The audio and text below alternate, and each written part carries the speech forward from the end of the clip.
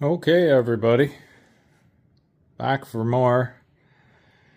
Unfortunately, my father passed last week, or actually just at the end of the week before. Had a week. I went back home to be with my sister and mother and see some old friends. And yeah, terrible. We didn't. We knew it was coming. I mean, he's had dementia and lack of mobility for a while.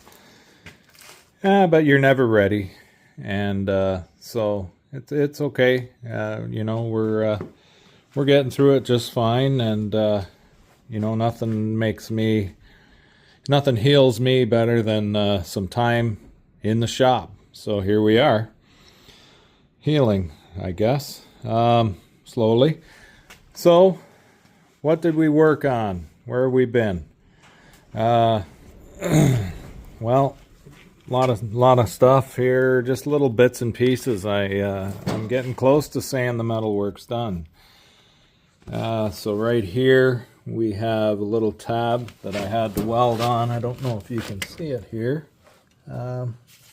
Underneath, yeah, there it is, right there.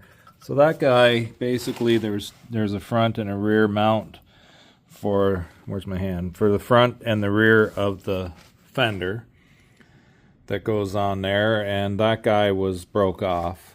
So I've got that. I've got like a kind of a makeshift version of the original on there. So I slotted my holes for my fenders. I only had to do the front three on each apron. The rest of the areas have all their stuff. Now, traditionally, these are a large square hole with a slot that way. I just put the slots that way for now.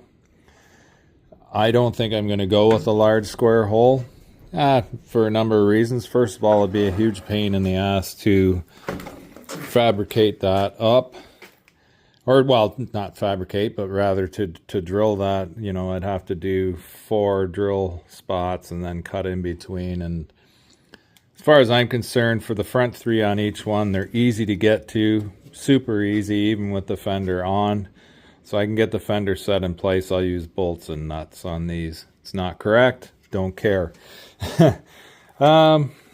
This little guy here, you can see there was the front corner of this support bracket, or whatever it is, the support, was rusted badly. So I cut it out and welded in a new one.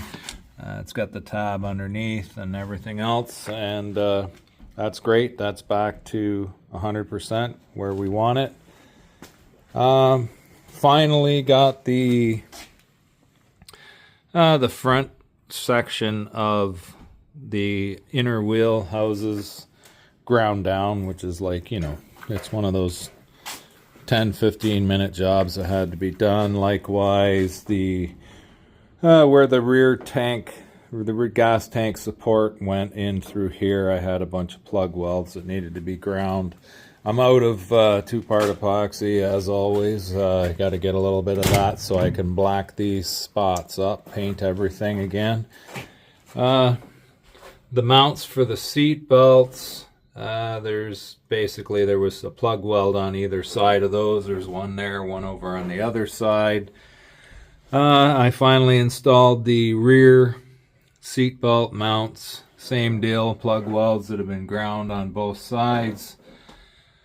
Another cool thing, that little hole in the trunk that was half a hole after the trunk pan was put in, I've got it done, and I've got the rubber plug installed. It's not permanently installed, but it is installed just to verify fitment. It's good.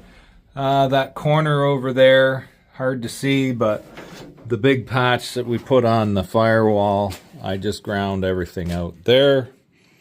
So that's good. And basically, I got to slot a hole a little bit in the passenger side fender, and tomorrow I'll do that. I'm getting ready to call her a day today. And last but not least, as expected, the last thing will be welding in the floor pans tomorrow. So yeah, we are in very good shape. I'm hoping that the end of this video will be the end of all the cutting, welding, hacking, slashing, whatever. So we'll play her by ear, and we'll see you guys tomorrow. Okay, everybody, here we are, Monday in the shop. Happy Easter, by the way. So I can finally say it. All of the metalwork is completed. Finally, we have the floor pans actually done. They've been welded and ground. Everything's good. Got to paint the roof. That's not rust. That's actually just stuck on padding insulation crap. There's a lot of that in the back corners too. Looks rust, but it's not. So thank God. No more patches, no more welding. The only thing I got to do is weld in subframe connectors when the weight's on the car. And I got to weld up my exhaust when I build it. And that's going to be about that.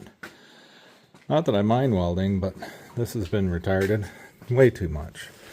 So let's take a look under the car, because we haven't been back here for a while. Alright, so there's all of our new stuff back there. Beautiful. All the old stuff. Pour 15 on all the surface rust areas and some of the welding spots too. It's looking good though. There's one of my seatbelt anchors there. So very good. She looks good. Very happy with this. I left all the dirt up the middle. It's mostly going to be grease and just shit off the transmission and whatnot, so we're sticking with that.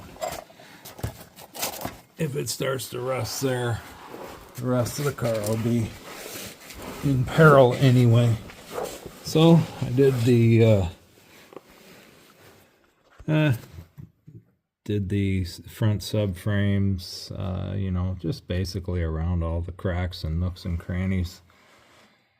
And of course, both sides of the where the seam is from the old floor pan to the new. So that's all set. It's got a bit of gap, you can see there. Yeah, good old seam sealer will fix that up. But there we go. So when I return, whenever that's going to be, we're at the point now we got to start spending some money. Basically, what you've seen in all of these videos from the very start, I started last July. It's now, you know, getting towards the end of April of the following year. So not too long. We've basically replaced everything underneath the car just about at some level, and all the stuff in the front that you saw, everything else. And total investment thus far is about $2,000. And I couldn't tell you how many hours. And I don't care either. It's been good. It's been fun. I don't know that I would ever look forward to doing this much work on a vehicle again. Next time, I'll know exactly where to look when I'm looking. But either way, good. All right, folks. That's it for now. Metal work complete. So we'll see you next time.